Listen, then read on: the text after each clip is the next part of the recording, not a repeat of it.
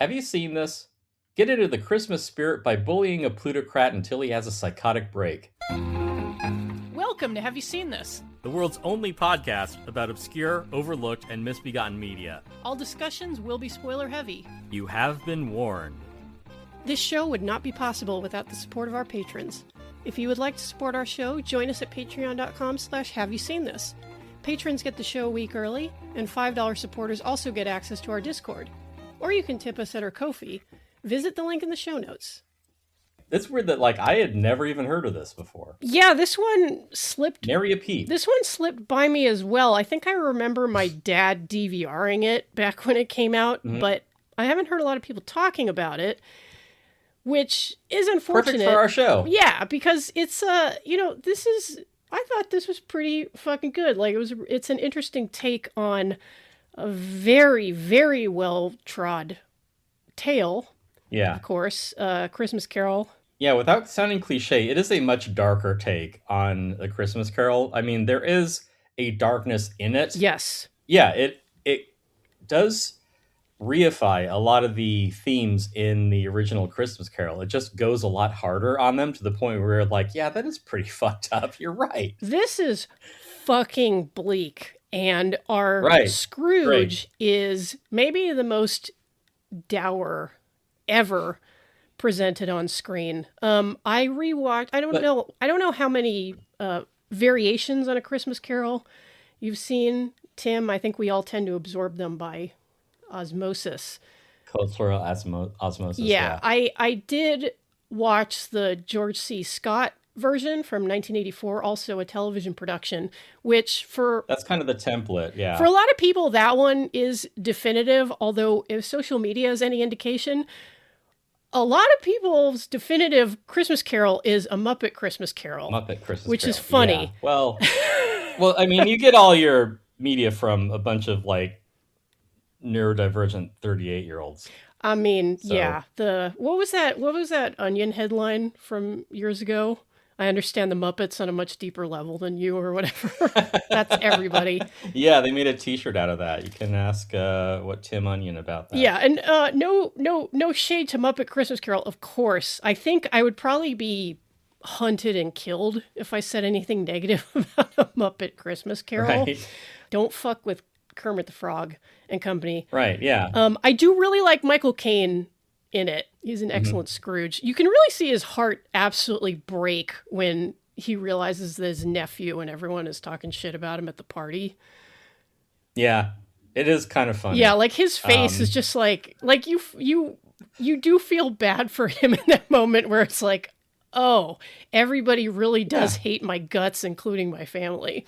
But right. Well, yeah, it's like every billionaire crashing out on social media when people are just like, yeah, fuck this guy. Yeah. You're a dumb bitch. Yeah. Yeah, get hosed, hang yourself, Absolutely. And like I was saying... I have no idea the degree to which people loathe them. Yeah, and that's what this version kind of gets into. But like I was saying, I did review the George C. Scott version, which is very well done. Nicely... directed by Clive Donner. George C. Scott is very good.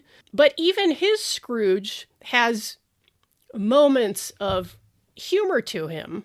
That Scrooge takes kind of a delight in shocking people with his proclamations about how Christmas sucks, actually. Yeah. And actually, he's kind of like one of those atheist types. Christmas isn't real, it's made up. Yeah. It's not, you think that there was a real Jesus, and why? How do you know his birthday? Yeah, when that isn't even in the Bible. Just really a joy to be around. And of course, ignoring all of the evidence for the historical Jesus, but no matter. But yeah, Guy Pearce's Scrooge in this is, I feel like, a much more in-depth character portrayal than we're accustomed to, because it feels like, culturally we all know the broad outlines of A Christmas Carol, such that they can kind of be hand-waved away in any production of it. It's like you just got to hit the notes about, are there no prisons? Are there no workhouses? Yes. Humbug, all the usual stuff. People are like, I mean, even Scrooge itself, that is a cultural shorthand for a miserable skinflint. That's actually a really good point, because, and again, please don't decapitate me for speaking ill of Muppet Christmas Carol. But I noticed how Uh-huh. rudimentary the scene is in that movie when you see the young Scrooge having his engagement broken by his Hmm. fiancee. Because, she's like, you don't care about anything but money. Like, Yeah. fuck off. And Like it's, you only work. You only yeah. care about money. And it's very glossed over because, like, most of us know the story. Yeah, it's like when I tell a story, but I have to like start at the very beginning rather than explain. Just get to the part where people are like, oh yeah, I see what your point is. It's like, well, okay, well, let me start. Okay, Marley was dead to begin with. but but yeah, like when you're watching a Muppet movie, they don't need to be like, look, here is where the convoluted, fraught relationship of young Scrooge and his paramour. This is where it all went sour. It's like, no, just say that like he was at a party, but he was just miserable, and his wife was like, I don't want to marry you. Yeah, Or his fiance because is like, we want to get to more Rizzo the Rat pratfalls. exactly. That's what this season is really about. Also, we want to see what kind of abominations Kermit and Miss Piggy have spawned. Right. Well, I'm pretty sure they just bifurcate. The girls are pigs. Robin's a frog. Yeah, that does seem to be how it will work. And Right. Yeah. it's interesting how much more sympathetic I find Robin as Tiny Tim than a lot of other Tiny Tims because and that's a thing about A Christmas Carol. Well, you hate kids, but I mean, who doesn't love a Muppet? Well, true, but also, as we will soon see in this 2019 version of A Christmas Carol, We'll get to it, folks. yes, Just be patient. they do spend time pointing out how Scrooge does seem to have some sympathy for animals, less so people. But of course, humans have hurt him and animals have not. But yeah, like Yeah. Robin Yeah. as We Tiny get Tim into is much. like, aw. Yep. Yeah. Yeah. Yeah. Yeah. We do get much deeper into the character of Scrooge in this, partly because it was originally a miniseries, but it's on Hulu. It's been stitched together in its 3 hour glory. So there is a lot more time taken, not time wasted by the way, but time taken to delve further into Scrooge's character rather than him just being taken as read. That's like, yeah, he's a cheap, mean bastard. Hmm. It's like this feels to me like the first instance where I've watched A Christmas Carol that is like, but why though? And it does reward the viewer and enrich the character by it isn't just Scrooge is cheap.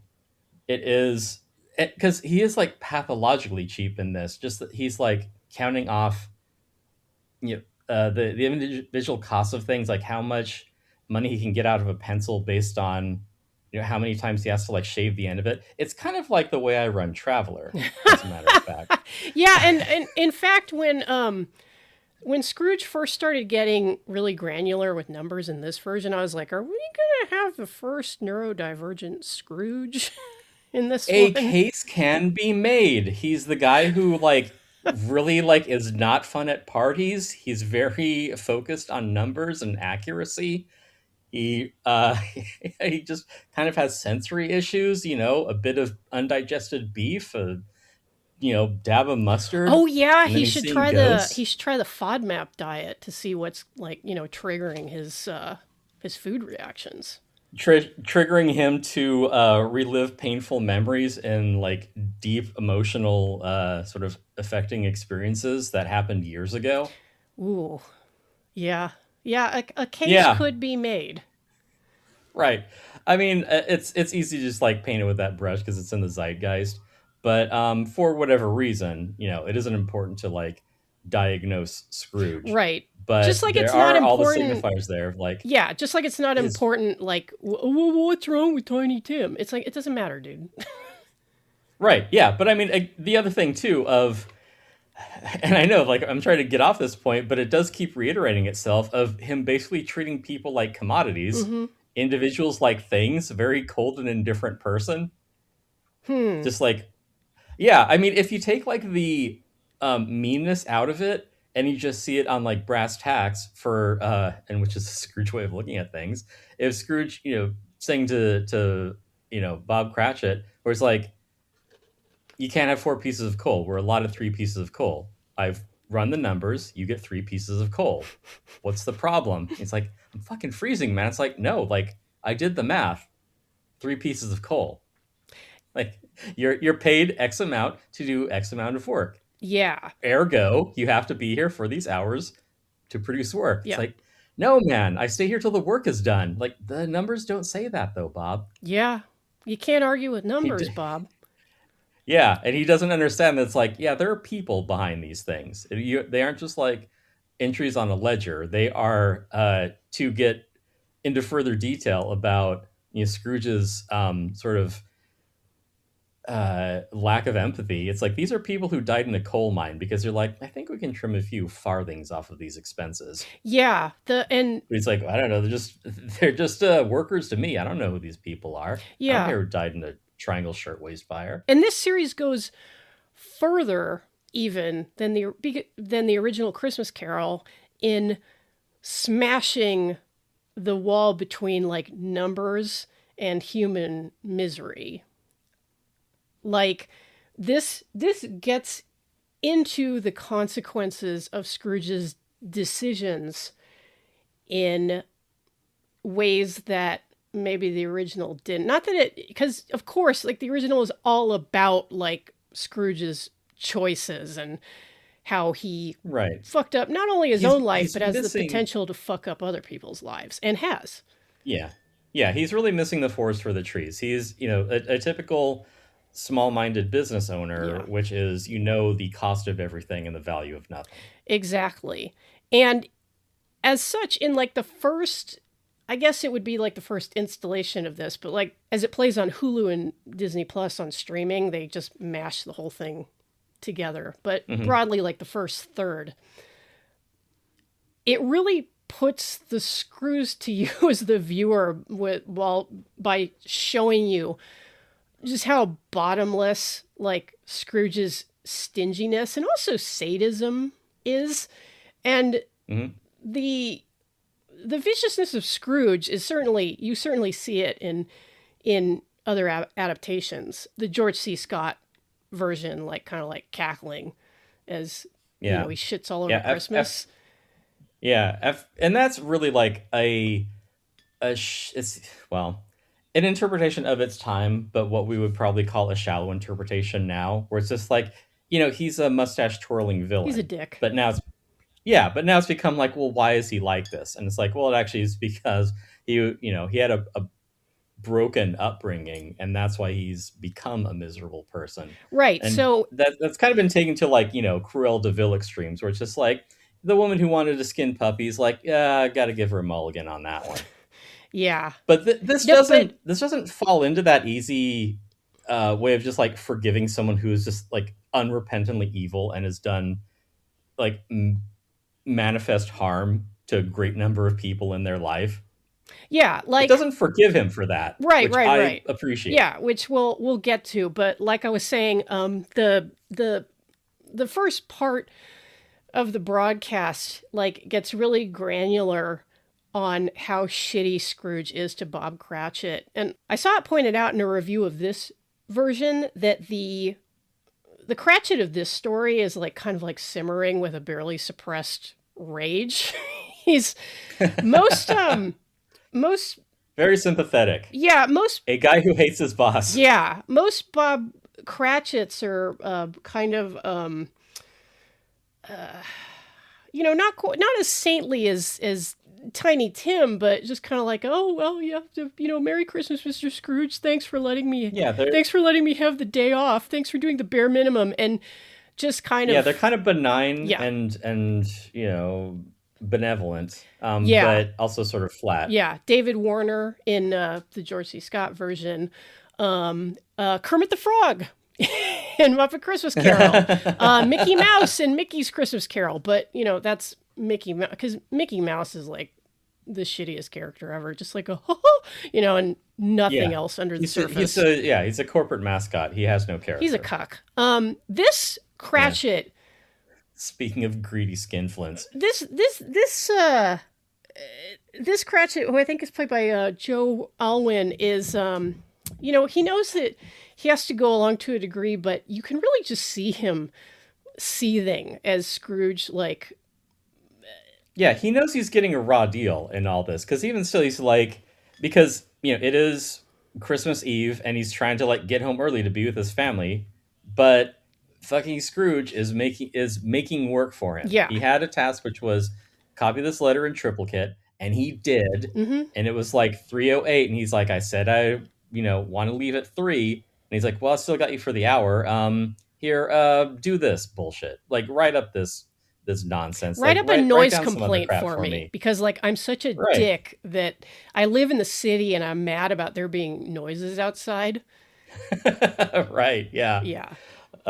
Yeah. So you're getting a real picture of this pathology, which is easily mapped onto any number of modern independent businessmen Mm-hmm. and people of wealth and influence. Just be like, yeah, how dare there be other people? I'm gonna work this guy, to the last minute and possibly longer. Yeah. Like, Um, Amazon middle managers would look at this Scrooge and be like, what? He's just, he's just being real. I'm just trying to make my bonus for the year Yeah. by taking it out of the lives of other people piece by piece. Yeah. And I never see, like, the consequences of that. So why would I give a shit? No, I live far from poor people. Ergo, they don't exist in my eyes. Yeah. And this is a banging performance from Guy Pearce. Like I said earlier, probably the most dour Scrooge ever presented on the screen. Hmm. You don't even get a half smile out of the guy until like near the Right, conclusion because of the story. because he isn't. Yeah, because he isn't even just like miserable. He's also like he has a kind of resentment too. Because when people are even like when his nephew comes by, he's like, "Hey, I'm here to invite you for Christmas for probably the last time," because you always say no, and so you're kind of a buzzkill no matter where you go. Um, like he Scrooge has his argument lined up against Christmas, and he does the same thing with Bob Cratchit. Like he makes a point where like clearly he has thought of this stuff. He isn't just dismissive of Christmas as humbug as he's always been. It's like, well, here's the thing: if everyone thinks Christmas is so great, and this is the most wonderful time of the year, why don't you just do that every day? Why don't you like walk the walk? Why don't you be generous and joyful and just make everyday Christmas, and then instead have like one uh what does he call it, beastmas, like one day where you can be like miserable and cranky and selfish and indifferent to the plight of Yeah. others. Mr. It's like if this Beastmas. was, yes, pretty much, yeah, why don't you get rich off of exploiting vulnerable people? Ah, We've already got the name locked in. since time immemorial. Yeah. Yeah. So Scrooge does have a point where it's like if this was endemic of man's character, wouldn't we always live like this? But no, like this is the outlier. And for anyone to like pretend that it is normal or or even something to be celebrated, he's like, come on. Like, who are you trying to fool here? I know what the real world is like, and this Christmas thing is bullshit, aka humbug.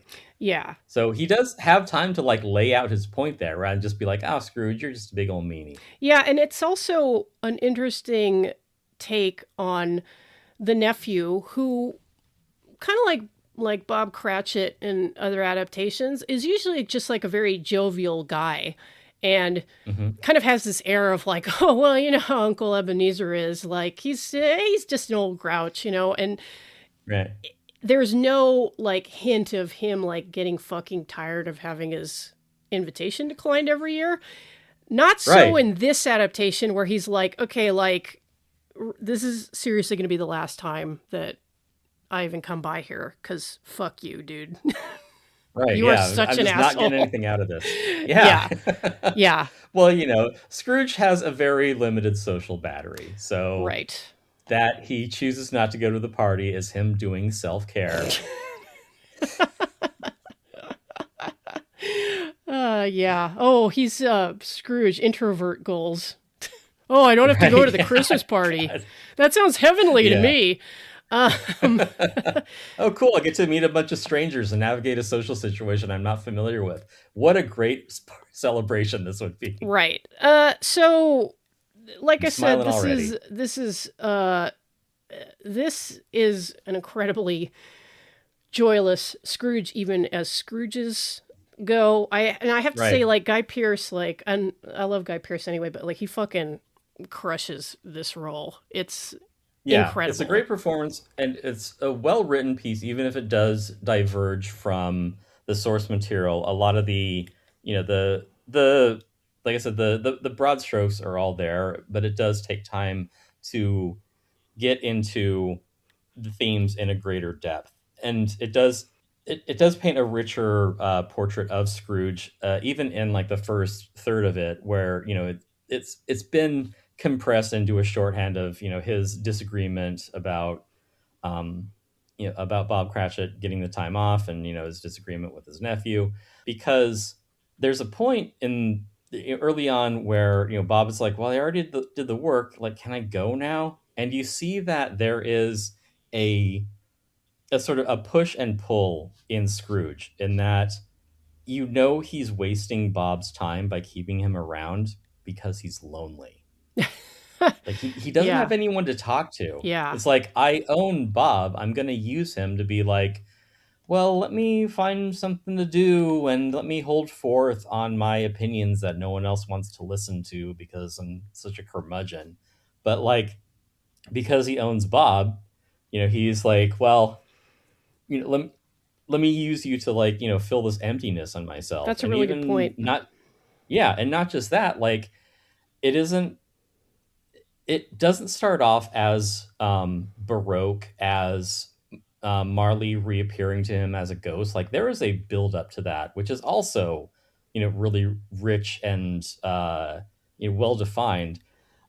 Because first we see Scrooge and he's at his desk, and there's Marley's empty chair in his desk opposite. So clearly, this guy mattered to him, and that he had died, on Christmas, like 7 Christmases ago. It still weighs on his mind. Like, he was his only, what could be the closest thing to describe as a friend. Yeah, He was a guy who he had business with and he hung out with, and now he's not there. And even to himself, he's kind of muttering about how he's like, I know Marley is dead and I know Marley isn't there, but still, like, I'm thinking about him.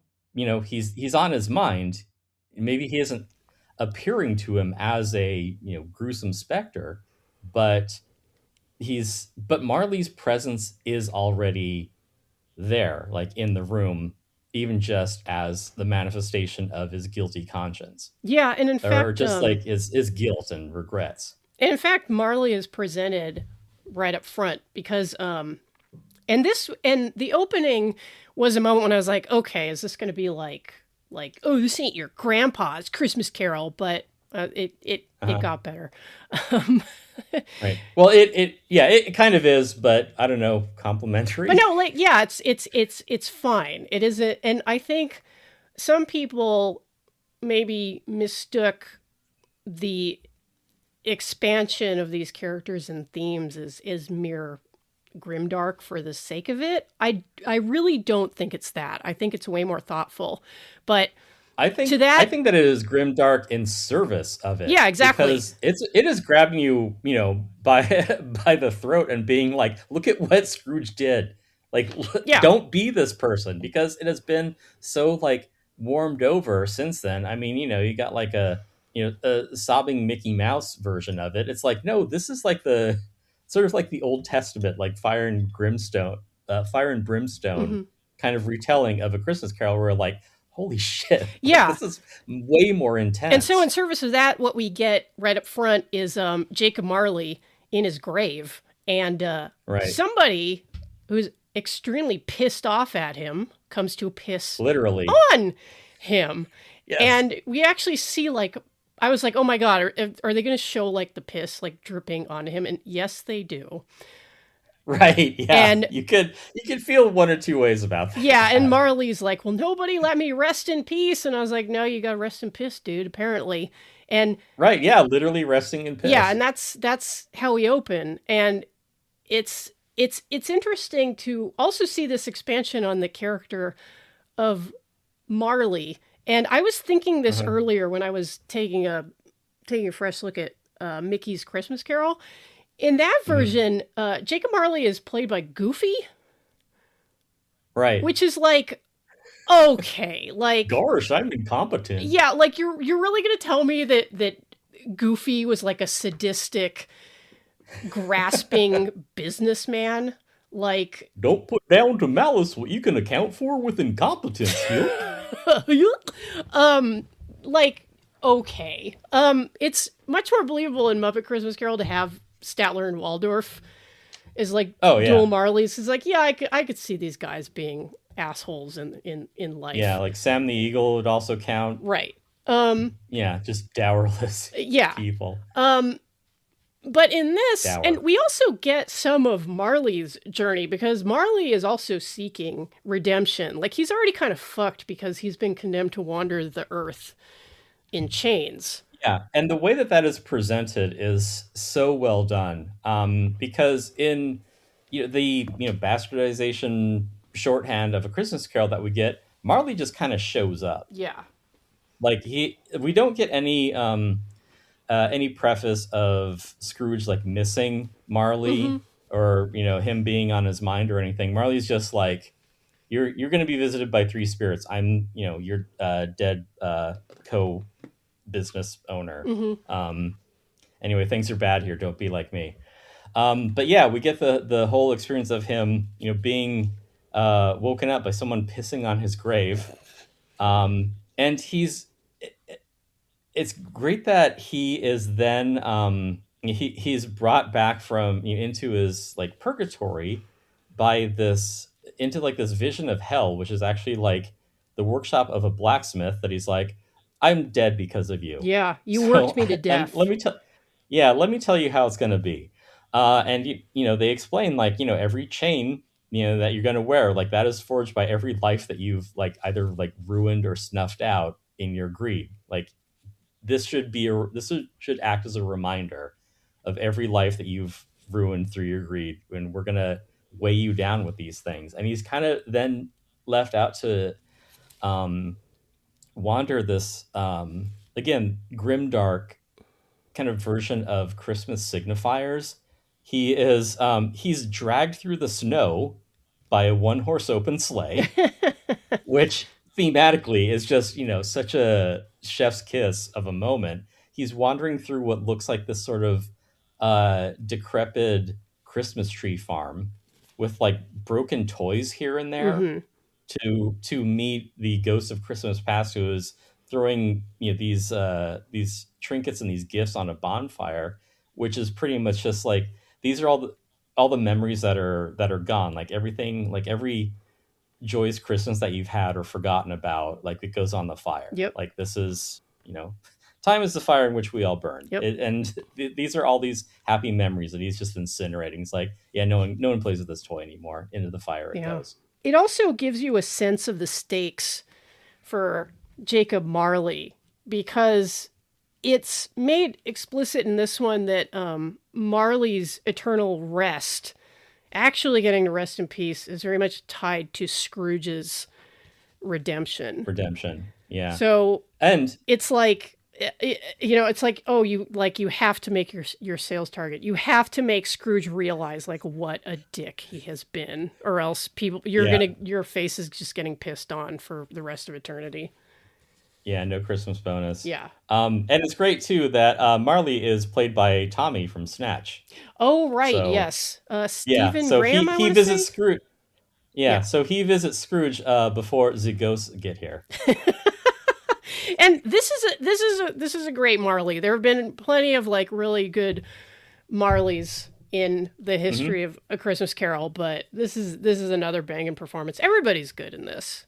Like Right. Yeah. And the guy that he meets, the Ghost of Christmas Past, played by Andy Andy Serkis, Serkis. and again, a great grimdark portrayal because he's kind of Santa, he's kind of the crucified Jesus, he's kind of Krampus. Yeah, It's scary. actually, yeah, it's kind of like macabre but arch, and like the way that Inside Number 9 is. I just I don't know, maybe it's like the BBC-ness of it, but it is this great amalgam of this curdled joy, of Christmas that has this, dark side to it. And in fact, this did air on the BBC after it premiered on FX. Yeah. And in fact, the reviews in Britain were more positive than the American ones. Americans seem to be like really kind of put off by this, which is interesting because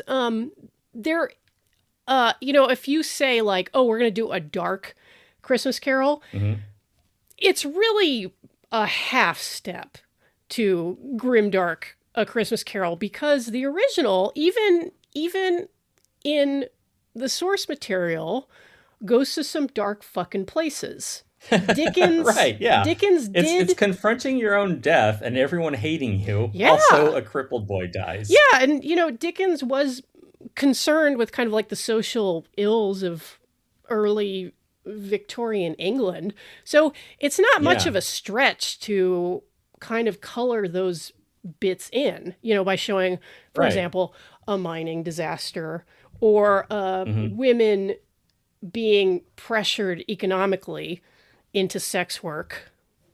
Sort of. That's another interesting departure that we'll get to. Right.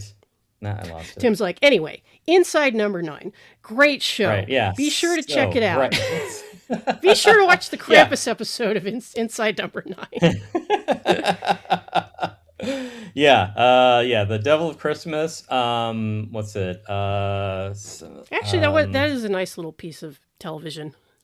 It really is, because it's two stories in one. And the what's it? Love's Grand Adventure. Love's Great Adventure. That's another Christmas episode that I wasn't aware of. There's also the Christmas episode of The Gentleman. Inside Number 9, now streaming on BritBox. Yes, for now. A Ghost Story for Christmas, not streaming on BritBox. What the fuck? Ooh. Boo. Yeah. What are you even good for BritBox? Right, exactly.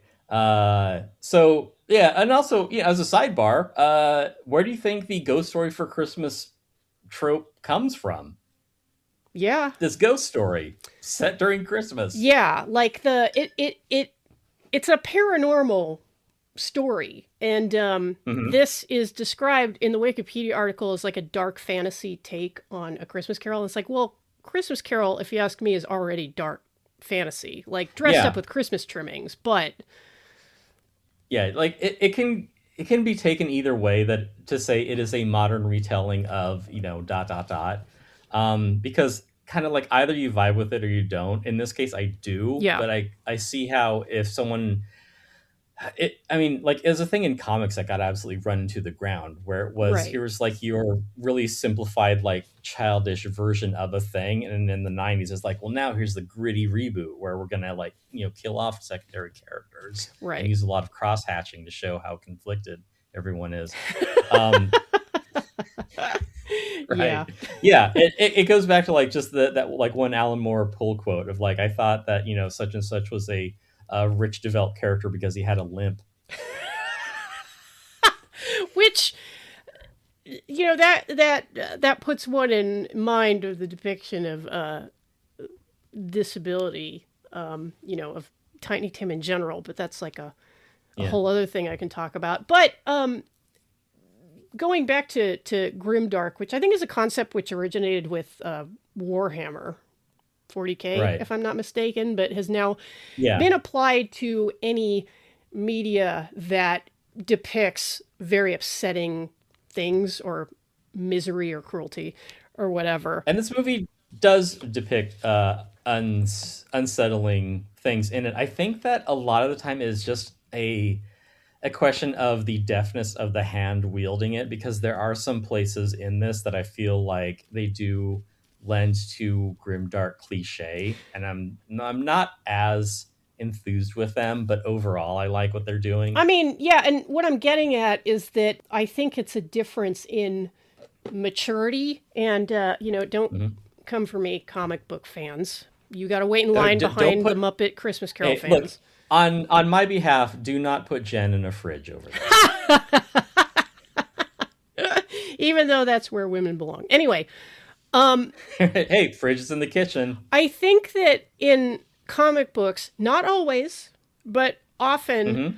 it's like a very adolescent mode of storytelling. Yeah, And it's when, like when you learn that it's okay that you can swear some of the time, then you're like, oh man, I'm gonna have so much fun with this. yes, yeah, and maybe I haven't progressed that past that stage. maybe go back to our Faust Love of the Damned episode if you want like kind of a good example of that, where it's like, yeah, like he's gonna fucking kill himself and he's gonna come back and yeah, his girlfriend got raped by the devil and like blah blah, blah or whatever. Yeah, it's That one's so kind of arch, fuzzy to but me. in I a don't way that's remember the like details very well. Now, in this case, right. the It becomes comical if handled badly. right in this the grimdark quote unquote aspects are like in service of the story, and they're handled with a maturity that like kind of like the worst of '90s comic books lacks.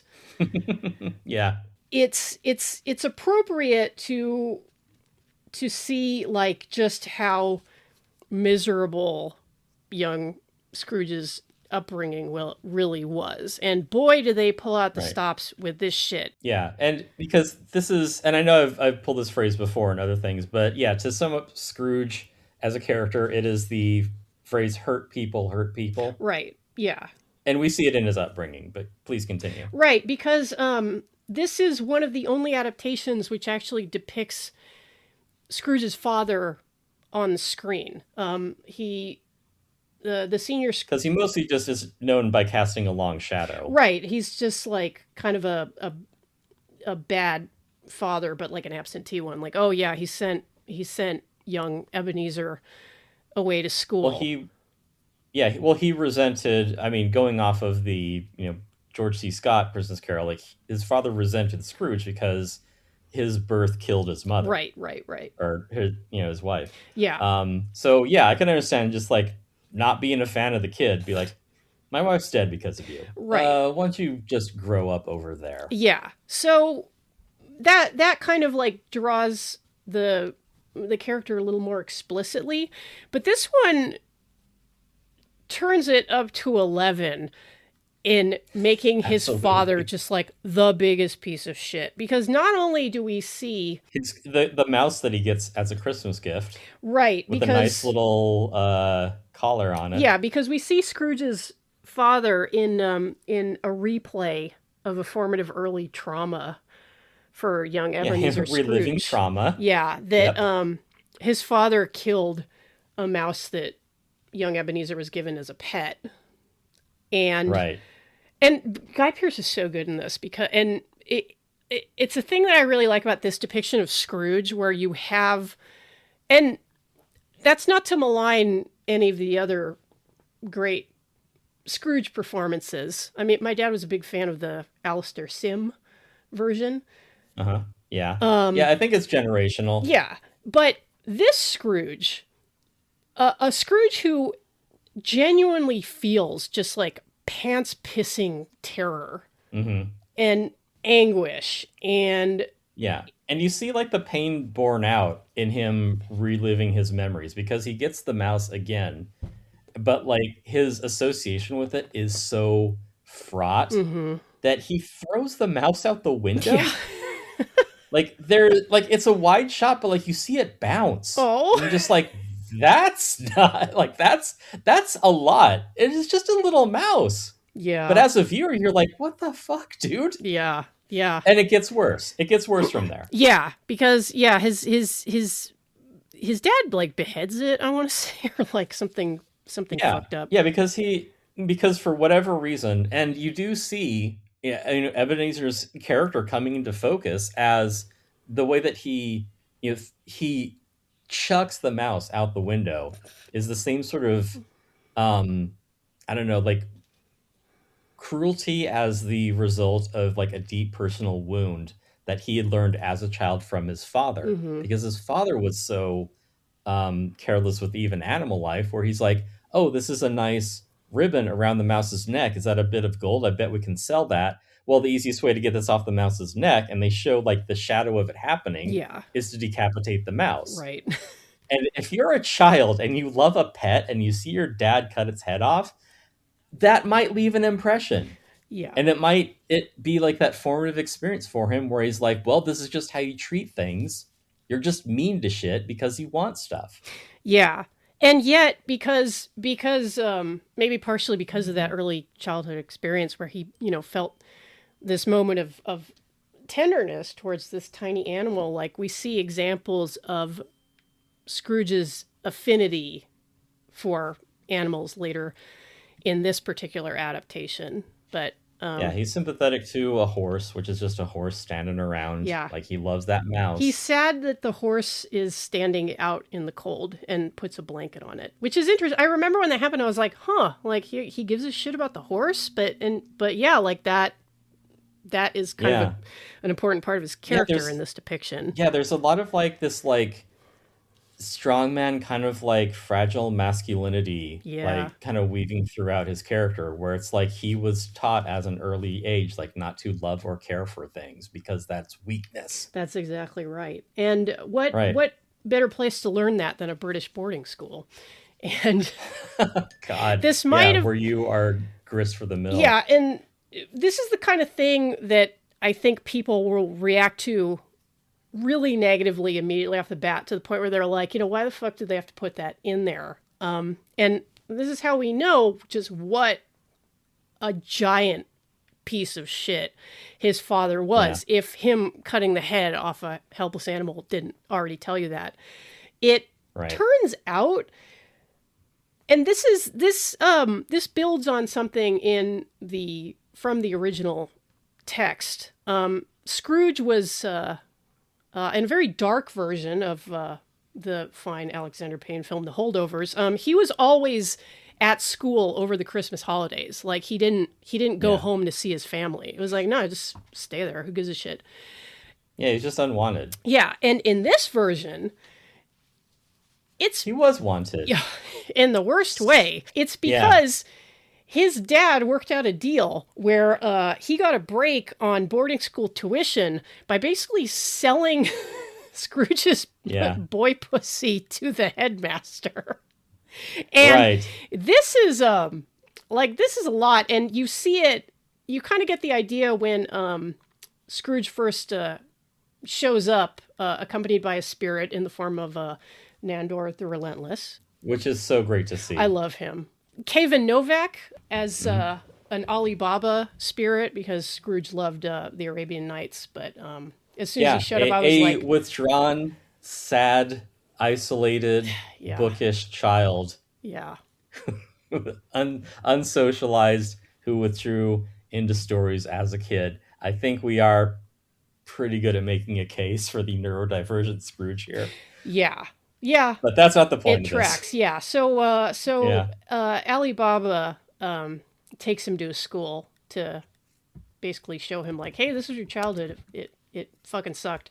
And in fact, when they first show up and the headmaster walks by, Scrooge's immediate reaction is to try to kill him. Like it is a hatred so deep and so intense. You're like, oh wait, like there is like real history between these two that goes beyond just like, I had a teacher that kind of sucked.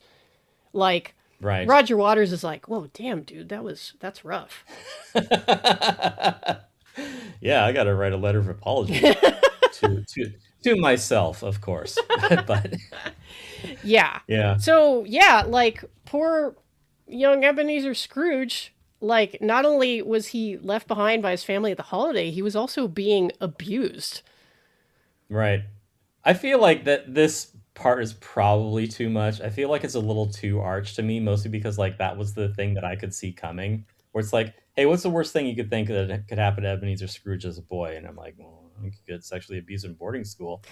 But that it feels like kind of pat, like, means I think it kind of is a bit much, and maybe like they could have worked a little harder to come up with something that didn't seem so cliche. I get what you're saying, but I will go to bat for this because A Christmas Carol is such a culturally important story to the point where it like Mm-hmm. defined Christmas traditions going Right. forward.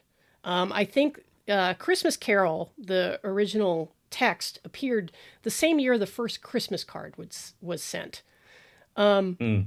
This kind of wrote the template for Christmas celebration, and so many. And the year after was the first dirty Christmas card that was sent. I mean, probably humans are innovators, Yeah, yeah. and so many Wishing for a nice box for my gift this year. so many of the Whatever. elements here speak of kind of British cultural hegemony. Mm-hmm. And a big part of British cultural hegemony is its upper classes and kind of like the formative environment of the British public school, which kind of leads you to think like, oh, well, that might have a lot to do with why elites are so fucked up, is because it's basically just their children are grist for the sexual abuse mill. And it does beg the question of why this isn't treated more often in fiction, because like when you start to realize like how endemic childhood sexual abuse is to Mm-hmm. the culture, and and now I'm including America in this because we issued forth from Hate children. Britain, and I mean look at where we are culturally with like the release of the slow trickle of these Epstein documents that our elites who do whatever the fuck they want, like that also includes children, more grist for the mill. And Yeah. Go addressing ahead. this in fiction, it's kind of like, damn, I can't believe it took like this long to like actually fucking deal with this shit. And it's very upsetting here, as it should be. It's shocking. Mm-hmm. And It is shocking. I do take your point that you're like, Jesus Christ, come on, like what the fuck else are you going to do to this kid? But Right. it's like, but look at these institutions that these children were a part of, where this kind of thing was rampant.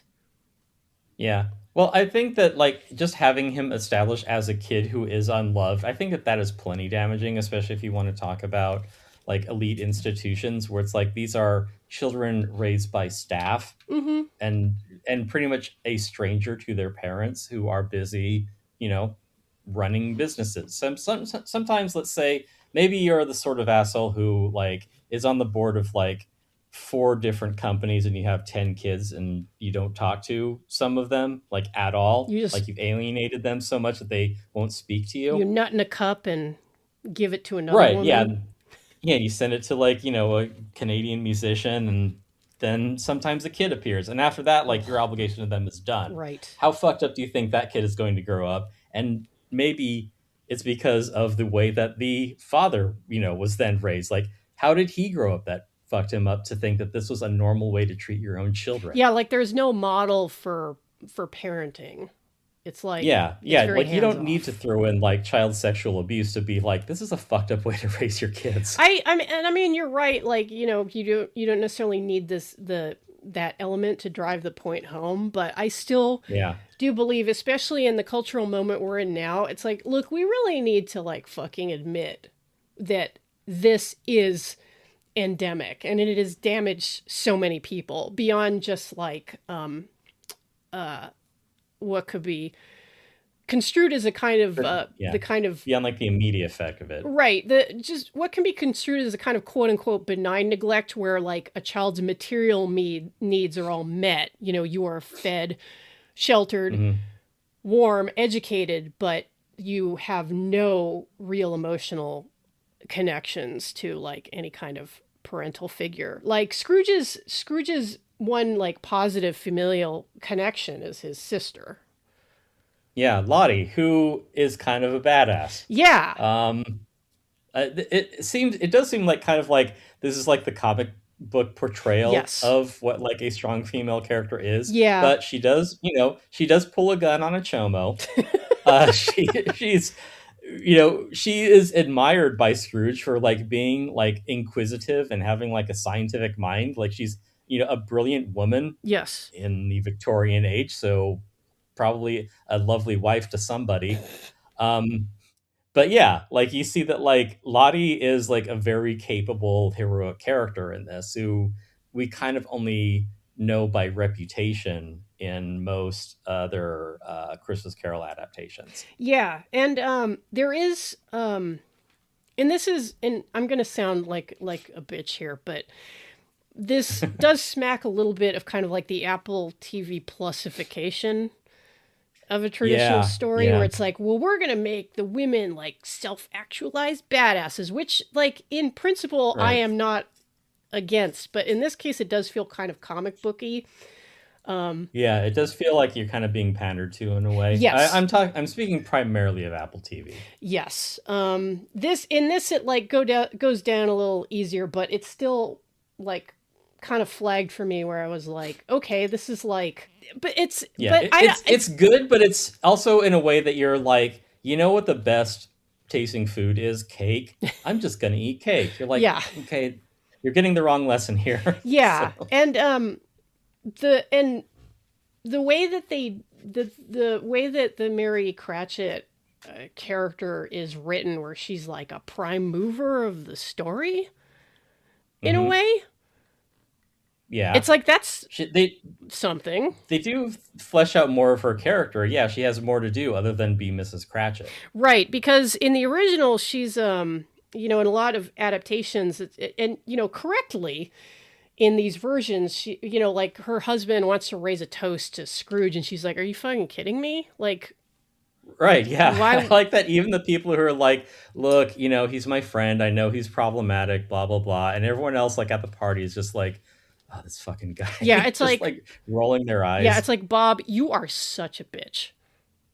Right, yeah. Yeah, To my boss and, the whatever, the corollary to my cuckold, yeah, Mr. Scrooge. Let's all drink a yeah. toast. Great. My perennial tormentor. Let's thank him for Right. these scraps, basically. And Yeah, it's like, well, he's the reason I have a job. It's like, well, if that's the only way you choose to look at it, okay. yeah, it's like cool. Yeah. But in this one, like, not only does Mary Cratchit have a bigger role, she is kind of responsible for Scrooge's dark night of the soul, which is wild. I didn't know how to take this, Yeah. honestly. Well, it's women stuff. It's kind of witchiness. Like there's, an error of that. You can be like, oh, I don't know how it works, but witches be doing stuff. And so she basically like curses him Yeah, to be which like, I'm is, gonna make you take a long goddamn look at yourself. yeah, and it's like, I get it. And I know, and this is probably for me, like, creeping liberalism. But I'm like, Hmm. this is kind of an interesting.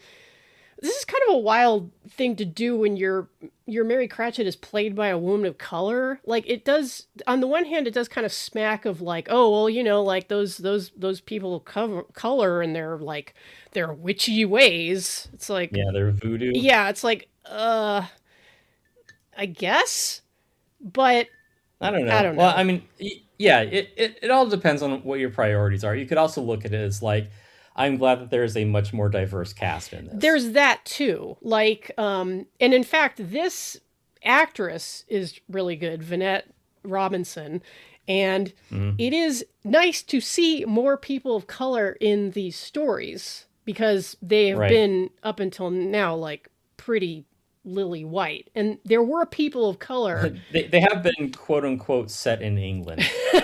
Well, and that's the thing is like there were people of color in England at the time. It's Yeah. just they're not always depicted. Yeah. In much the same way, there's a very good Tiny Tim played by a young actor named Lenny Rush, who actually has dwarfism, and Mhm. who gives me, like, if I'm honest, like the same feeling as like the kids in like the Shriners ads where they like, Yeah. and I'm just like, oh man, give these kids a show, like they're fucking awesome. Like these these like these and it sounds fucked up to say like, oh well, I love these telegenic children. It's like, well, what about the Okay. kids who don't look good on TV? It's like, well, no, I care about those too. It's just like, look at how cute this kid is. But this actor, What about the ugly kids? Are there no prisons? Are there no workhouses? Workhouses for uggos. yeah, like the kids who aren't Instagram ready. Right. But no, I like this actor. He's very good. He's cute and appealing without being like really treacly like a lot of Tiny Tims are. And that's kind of the nature of this character where, and I'm sure I did like a cursory look, but not in depth, but I'm sure there has got to be like quite a bit of disabled activist opinion on the figure of Tiny Tim, as there should be, because as like kind of like the saintly disabled child, it is like pretty cloying. It's like, oh well, you know, because it's like that thing that George Lucas said, anybody can get a little kitten and wring its neck. Yeah. Where it's like Yeah, yeah. What the fuck, Charles Dickens? Why are you leaning on so many of these modern cliches? no, well, you know what I mean. But and I think Yeah, no, I and do. I think this was true even at the time, where everyone was super sad when they read The Old Curiosity Shop and Little Nell died. But Right. there at the time there were also people kind of being like, "Oh my god, dude, come the fuck on with this shit," you know? Yeah, which is why, like, again, like the Fairleys get accolades for having like a disabled character in a movie who's just like an asshole. Yeah, which is like, hey, that's something, you know, like a disabled character with like a little bit of dimension to them, like a Right. personality beyond their disability. Yeah, so there are a lot of ways to do it. I mean, you know, like there's the kid who is his role is that he has breakfast from Breaking Bad, where he's like cerebral palsy, but like it isn't central to the story. He's Yeah, just a teenager yeah, and I think that who actor loves was having also breakfast. disabled. Right, yeah. So it's like this it so yeah, there are a lot of ways to take it. You can like play it straight and the like this is a thing to be sympathetic. You can invert it to be like this disabled person is an asshole, or you can just be like this is just a disabled person. And that, you know, back and forth is going to continue ad nauseum. Of course, and So, but it is nice to see like a somewhat like a not only a job being given to like a disabled actor, but also like a little a little bit more to the character than like the usual Tiny Tim, who is like this shiny little sainted perfect child who uh-huh. even in the original text is like he says something to his dad about like, oh well, you know, I hope the people at church like look at me and they remember like the guy who like the original guy who healed the sick or whatever. And it's like, Jesus Christ. And, you know, that's like the disabled, like serving merely as like an example to the abled, where it's like, Uh-huh. oh man, like you, there for the grace of God, where it's You like, I'm a person, yeah. you know, like, You think you got it bad. yeah. And in this case, like, you know, there's the addition of Tiny Tim, like wanting to go out and skate like the other kids, Hmm. which with potential tragic results, which Yeah, he's not suited to it. yeah, which I think is like a, and this provides like one of the true horror moments in this adaptation when Hmm. we see his drowning death in Scrooge's office. Like the way this is staged is like pretty, it's a pretty It's arresting very image. haunting. Yeah, Yeah, yeah. yeah, I'd like to. There's some other things because in this, Scrooge spends a lot of time with the Ghost of Christmas Past. It's just like it feels like half of the story is, and then like also, and then half of that is Ghost of Christmas Present, and then half of that is Ghost of Christmas Future. But there are so many nice little details in it. In particular, you know, not just like you said, Nandor the Relentless as Alibaba. I'm like, that's cool, that's great. And again, it's more diverse casting that feels organic, where it's yes, like, how can we make this a little more than just having like some random old British person give him a tour of when he was a kid? It's like, well, let's show him his best friend at the time, Alibaba. yeah, And so yeah, like they take the tour and he, you know, goes through he re-experiences his trauma in a way that perhaps he can better deal with it as an adult, and he can grow from it and learn to resolve that. But keep in mind, this is like the only vignette. So like at this point, Scrooge is like, yeah, well, shit's fucked. What are you gonna do? And at that point, goes to Christmas Past / Nandor / Alibaba is like, okay, I guess we'll do this the hard way. um, that there are some fun details too, like earlier in the office when Scrooge is making his case against like Christmas about like, hey, how like none of the details of the story make sense. Like, do you think that there were camels in the snow?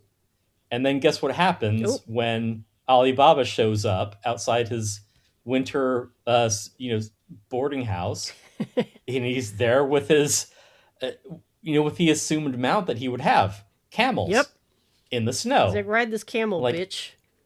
yeah, and it's like I like that the movie is consistent enough to like drop a hint earlier in a visual that is not commented on, but recalls the earlier absurdity in a way that you're like, hey, you might say it's crazy, but it's happening. Yeah, and we should really quickly shout out the writer Stephen Knight, who Hmm. also did Peaky Blinders and wrote the screenplay for Eastern Promises.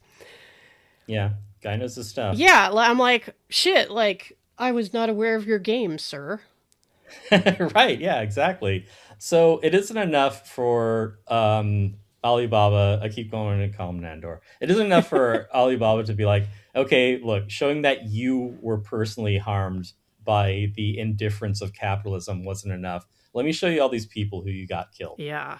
And then we get to see the whole thing of like the coal mine and like the cave in, and the way that he describes it, because it is him just being indifferent to safety, cutting corners. This is why OSHA exists. OSHA regulations are written in blood. Yep. Yeah, like this is all people dying like in this cave in, but the way he describes it, they are lost in your darkness. Oh, yeah. It is his inhumanity that is getting these other people killed. They're suffering from his lack of character. Yeah, and the way that this adaptation expands beyond what and Dickens was like a liberal, like he did care about the social ills of his time, like he did Mhm. start a home for indigent women that he ran for a few years. So, he did put his money where his mouth is, even though he was a total asshole to the wife who bore him 10 children. Right. But Can you even name them? Really? but the vision of A Christmas Carol, for the most part, is like a fairly liberal one. It's like down to like individual actions and charity, and not a hell of a lot of systematic change. Like this one is a little more explicit and showing like, oh well, look at this whole fucked system. Look at how Yeah. many people have been affected by this one ground wealthy up by person. this. Yeah. Right. Yeah. They go through that. The spirit in a different form shows them another vignette where it isn't like not just looking at all the other people that you've hurt. Look at how you hurt yourself. Because he shows them another vignette of him and the at the time alive Marley buying out this textile factory from a businessman who himself is not entirely clean. Yeah. They had some compromising information on him that's like, you're going to sell this factory for this amount. And I love the exchange there where the guy says, you seem to have missed a zero. And Scrooge replies, zero means nothing. And the way that they play this, they really come in like a couple of gangsters. Like, yeah, Squire. Yeah, they put the screws to him. You're gonna sell us this factory, and you're gonna give it to us. It'd be a real shame if something happened to it. Yeah. And maybe word got out about what you've been up to. Maybe betwixt some other sheets. Yeah, And like for their trouble, the Marley and Scrooge, they buy a factory for like 800 and sell it for 8,000. Yep. And even at the time, Scrooge's like, "What's the problem? Like, we made a 90% profit on that, and the visual of this loom factory of like all the looms just like printing money. It's like, well, here you got what you wanted. It is a potent metaphor in the same way of like the flawed character essential to There Will Be Blood, where it's like you got nothing out of life except a shit ton of money. Yeah. Like, did that make you happy? Was that worth it? And it's interesting, like this depiction of Scrooge as basically an asset stripper, kind of analogous to today's, like. He would work for Bain Capital. Yep. Like, it's a pump and dump thing. Like, we offload all the debt onto Toys R Us and sell off our Red Lobster assets and rent the property back, and then we can take a write-off on that. Yeah. You correctly anticipated where I was going, Tim. That is exactly what I was going to say. Like the private equity guys, vulture capitalism of today, who are like, what useful thing can we strip for parts? And for parts, who cares like how many people are damaged by our actions? The important thing is that line go up. And right. There was like a specifically like in the George C. Scott version, there's a part where they show him at stock exchange, basically doing like highway robbery on these, extorting these guys who really need this corn that he has to sell, and he like kind of puts the screws. Yeah, it's like the corn was cheap yesterday, it's gone up 5% yesterday, and it's going to go up 5% if you don't agree right now to my terms. Yeah, like, damn, sucks to be you, dude. I don't know what to tell you. And it's like, wow, what an asshole. Yeah. But in this case, it is even more explicit. It's like, look at the harm this man and his business partner have wrought. Look at what is written on the bodies of these workers. And it's reemphasized when the spirit of his sister takes him to like a church filled with the relatives of the coal miners who died. Yeah. And it's like, hey, you see how like they care about other people and not only about money? Yeah. Yeah, you kind of getting a theme here. You getting the idea how like these people are like much more content in their lives because they aren't trying to like shovel banknotes into this like howling void at the core of their character. Also, I think Scrooge he tweeted like 200 times on Christmas Eve. I don't know what that was about. Yeah, mostly ranting about like the homeless people in the street, the rag and bone man, like next door type shit. Where were we in the story? It was a legitimate business deal, folks. Well, he was getting his comeuppance with the ghost of Christmas Past about, hey, you could have had a rich, full life if you only like cared about other people. And it's like the ghost of Christmas Present says, it's like mankind is my business, like humanity is my business. Yeah. Whereas Scrooge is like missing out on so much of his own life because he's only preoccupied with, like you say, line go up. He is barely human at this point. Right. Yeah. Like the ghost even shows him, because I do like them using the media parlance of the time where the first views are shown through like this spinning zoetrope. Yeah. And then he gets shown like a silent film of what his life would have been like if like you hadn't just been selfishly pursuing money. Yeah, like if you had actually been engaged in your relationship, like here's the woman you would have married, here's the family you would have had, here's how happy you would have been if you had engaged with other people in your life rather than just being like, no, I'm going back to the office, I'm gonna go buy someone out and then flip this factory and then have it leveled and then build luxury condos in its place. Yeah, and like, what are you even doing, man? And this is an element that is in like many of the adaptations where they show Scrooge like what his relationship with his fiance could have been, where it could have gone. He could have had children, he could have been happy, but the way they do it, like you mentioned, is like kind of neat, where it's like the zoetrope effect. Yeah. And like kind of like a magic lantern show. It's like, oh yeah, like you could have had kids, but you were just too much of a dick. Right. Yeah. And that gets, again, like kind of boulderize into so many Christmas movies, and as someone who's like, "Oh, I'm always working all the time. I need to learn the true meaning of Christmas." Yeah. Looking at But you, a it's karate such Christmas miracle. right, yeah. But it is such a uh, like a watered down idea. The same lesson presented here, which is like maybe you should concern yourself with making connections and being part of a community and like enjoying life with other people rather than just hoarding money Yeah. with your rocket company and your electric cars and Nazi media website. Um, yeah, it all comes back around to this guy. He's too stupid to understand that like people hate him, Yeah. or understand why, or just like how just what a like failure of a human being he is. Because yeah, someone had posted, it's like say that you like own a social media company, own a rocket company, you were on Saturday Night Live, you're the richest man in the world, and everything, and everyone thinks that you're a complete dork. Yep. Sucks to Like be you.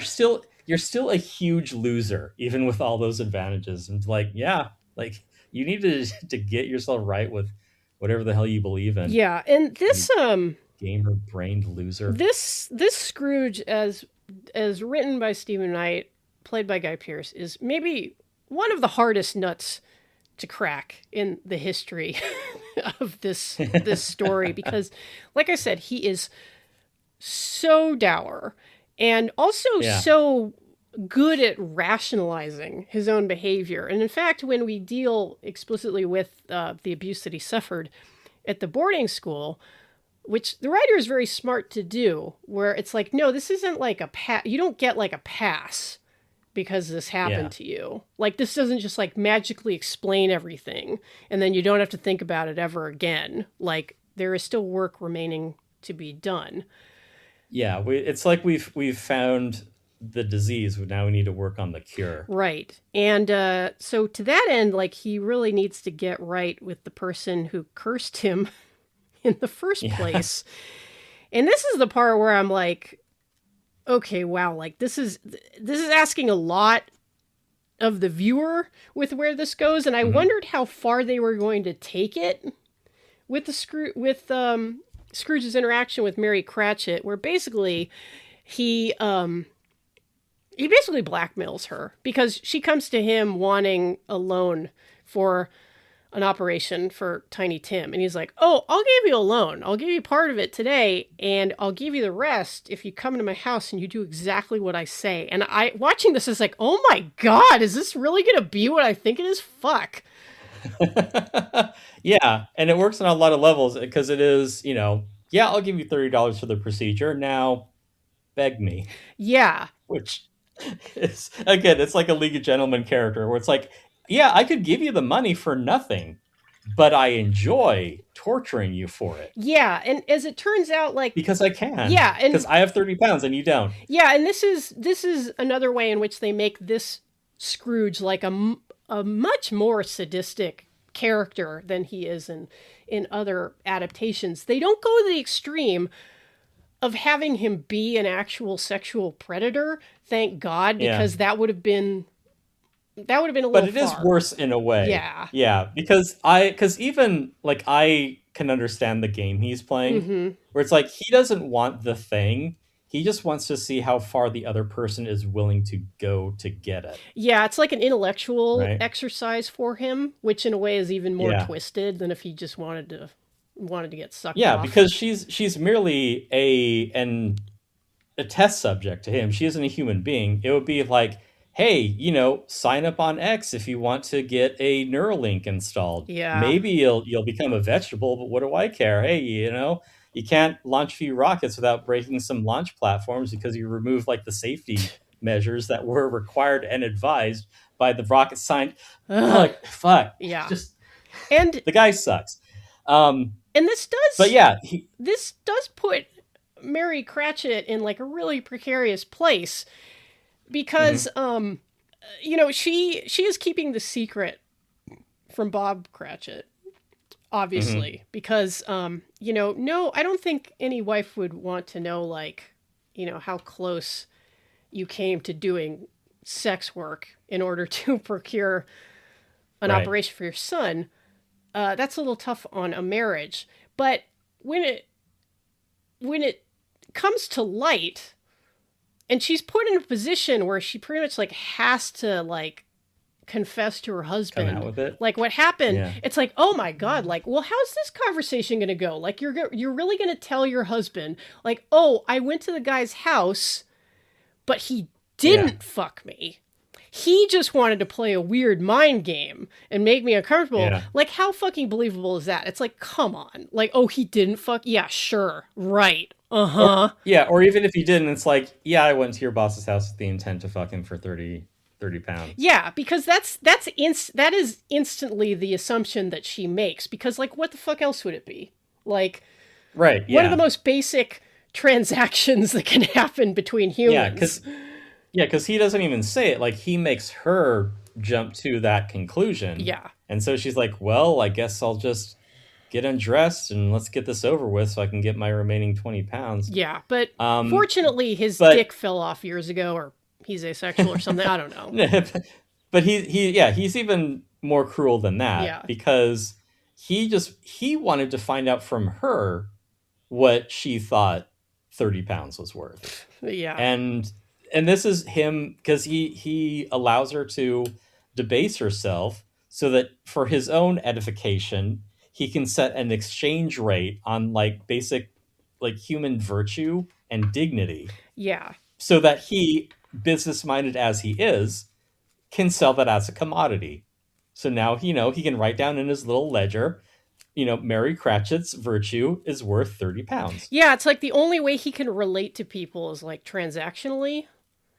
Yeah, because he only sees them as commodities, not as human beings. Yeah, and it is also, in this like depiction of like Victorian morality and like womanly virtue, it is, he basically uses it to kind of like justify him being an asshole who doesn't trust anyone. He's like, yeah, that's pretty much what I expected, that you would like sell yourself out. It's sort of the sort of idea of like, every accusation is a confession. It's like, well, this is what I would do, ergo this must be how everyone else behaves. Yeah, like it's like, no, you're just a sick weirdo. Yeah, it's like, because Scrooge, like he can't like conceive of Christmas as a holiday where people are nice to each other. He's like, nah, it's all bullshit. Everyone deep down is like just like a like a everyone grasping, is as miserable as I am. Yes, a grasping on Christmas, scrabbling animal, like who cares only for their base needs. And like, you just proved my point. Like, well, hope you're like hope your kid enjoys the operation. Right. Yeah. Yeah. He kind of like derives a completely wrong lesson from here, but it's the lesson that he wants to learn rather than it is a reification of his own lack of values. Yeah. To see this play out rather than be like, maybe the 30 pounds is the problem. Yeah. And that the woman is desperate enough to do this is really the issue at play here, rather than I just want to see what you'll do for $30. Yeah. And the thing about A Christmas Carol is that it is, it's a story. Like, I don't think that you could convince an oligarch to completely change his life over the course of one night, even if he does like kind of like pass beyond the veil and, look into the abyss or whatever. But it's a fucking story. Like, who cares?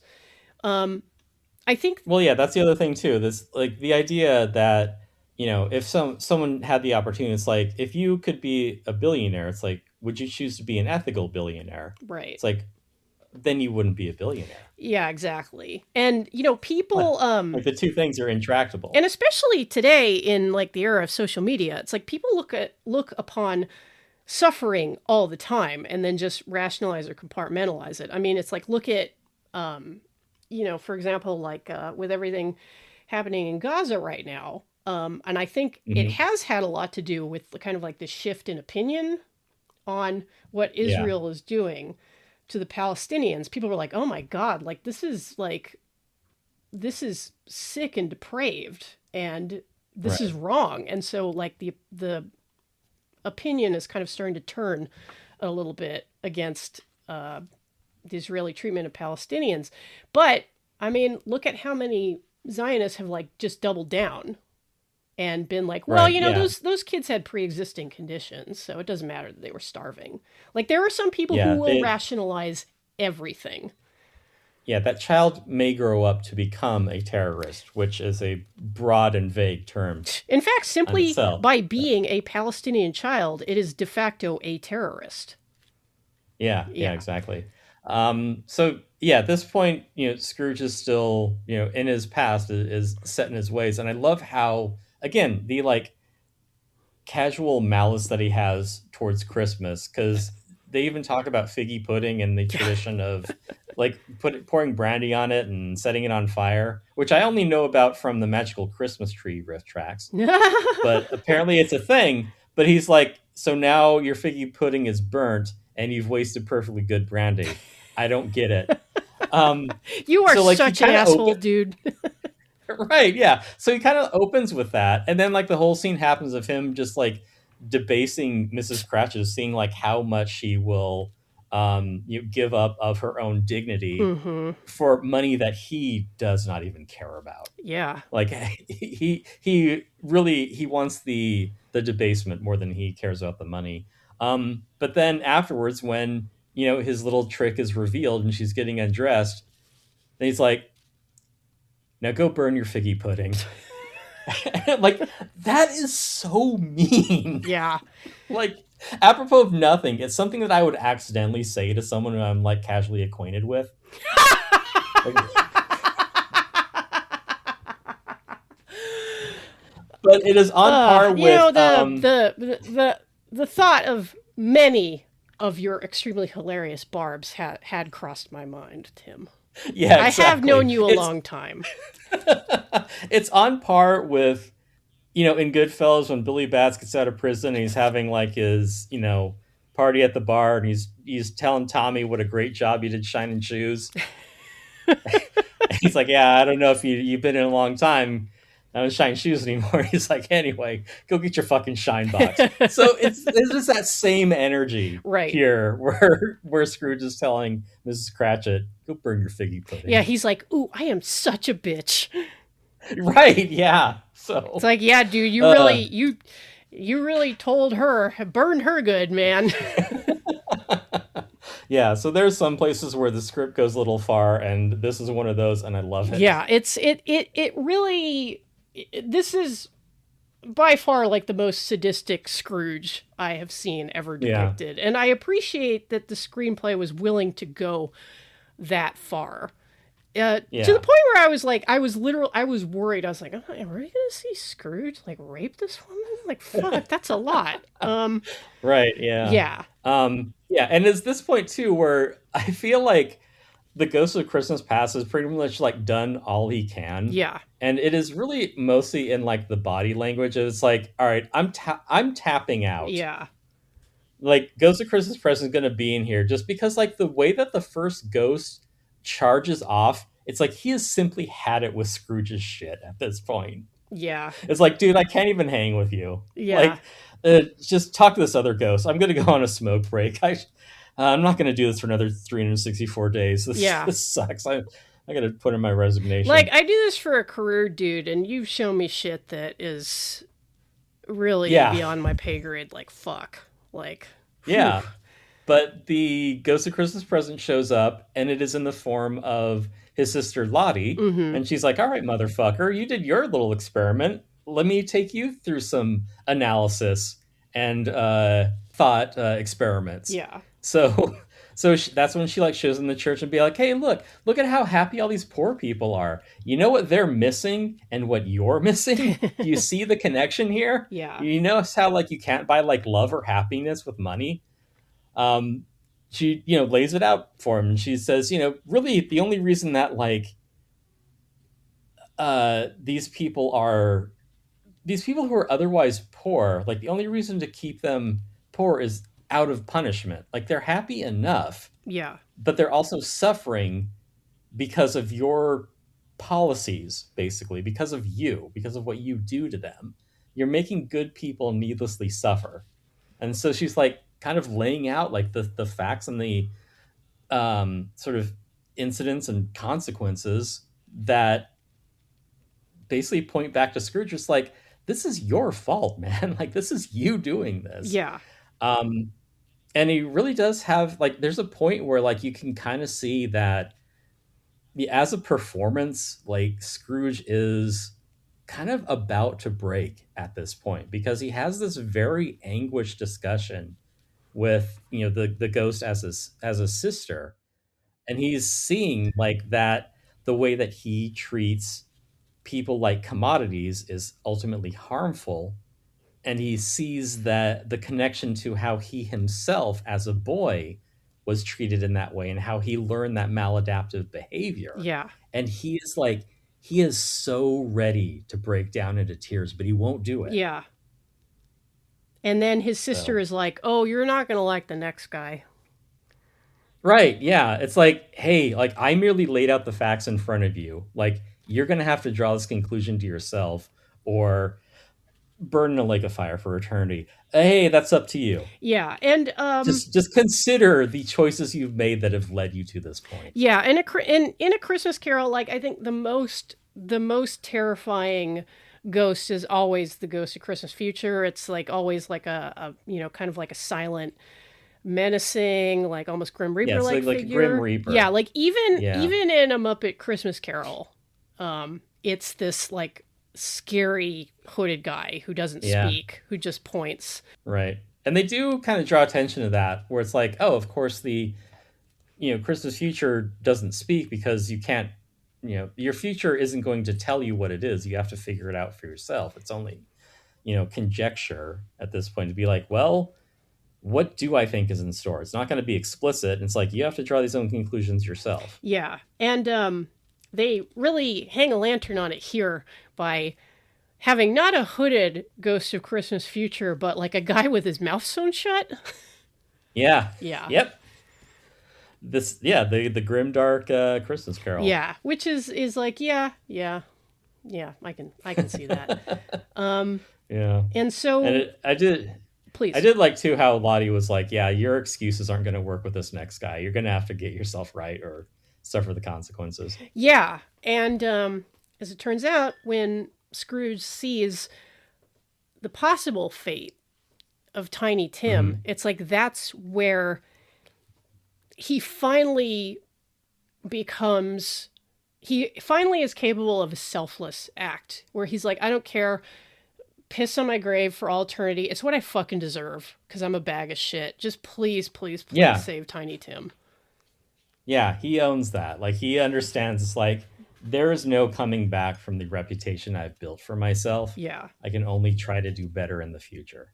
Yeah, and so in this version, you don't get kind of like the Wayne's World Mega Happy ending that you get. Yeah, you don't get like the sort of rapscallion scamp Scrooge who like fucks with his coworkers before like, or his employees before like paying him off and be like, nah, I'm just kidding, I'm doubling your pay.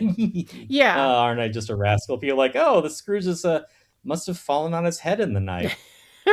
This is a Scrooge that's like, fuck, I've done a lot of bad shit.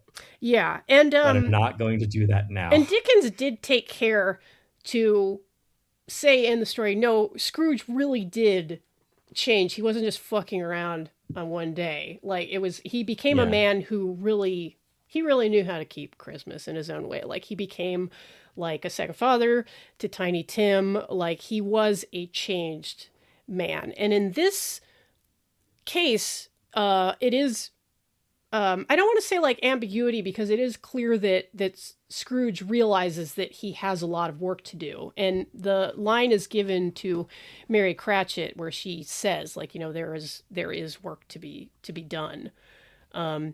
Because you can't just undo like an entire life spent profiting off of human misery.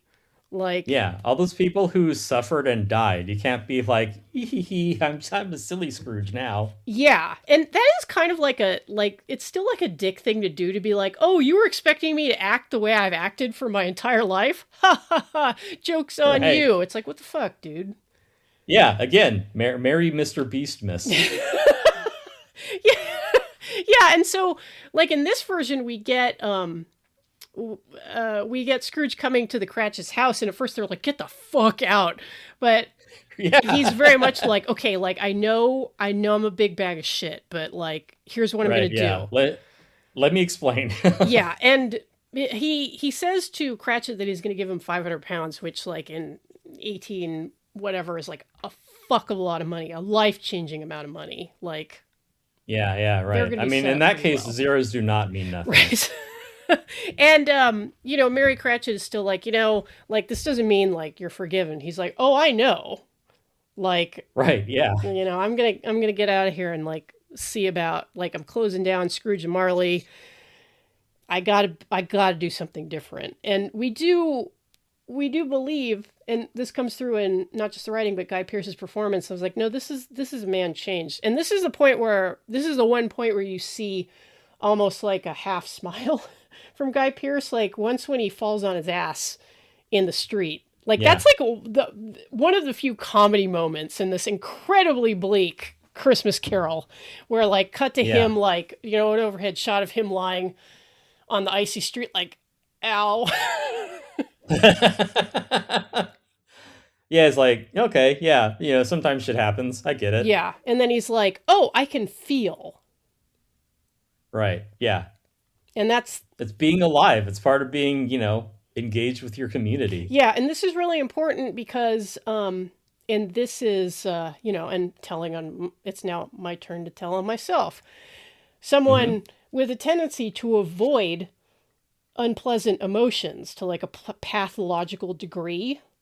It's like, no, dude, you're going to have to like feel, and like you've learned how to feel, and there's going to be unpleasantness, but your life is going to be Yeah. the richer for it. Yeah. You can't just like shut it all out. You have to recognize when things are good and when things are bad, and just try and have more of the former and less of the latter. Yeah, because like you alluded to earlier in the episode, like Scrooge has closed himself off from so much of human experience because of like this a deep and profound and primal hurt. He's been hurt Yeah. so badly that he decided never again, and it made him into like the horrifically callous person that he became. Yeah. But he can deal with a pain in the arse, and he's going to go forth and be like a better person. And Yeah. I actually got a so little that- teary at this depiction of Scrooge. Like, my compliments. Yeah. Yeah. So that, maybe people won't be lining up to piss on his grave on the day when it finally happens, Yeah. like some people. That coal miner kid's like, well, what the fuck? Who am I going to piss on now? I mean, that might still be the case. Well, because it was like his like father and brother died. It's like, yeah, fuck Scrooge. Yeah, I can kind of see why the guy's mad. Like, nah, you do, Yeah. dude. Because The damage has been done. Yeah. But it is shown that Marley is finally at peace.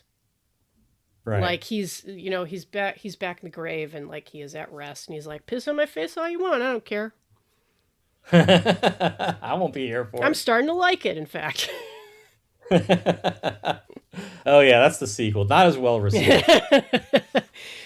But yeah, that's did we cover everything? We're at the end, but I don't know if you have I think we anything else. covered everything. Yeah. This is really good. Like if your heart can take like an incredibly dark Christmas Carol, like this is I think Tim Yeah, agrees with me. We it's- highly recommend this.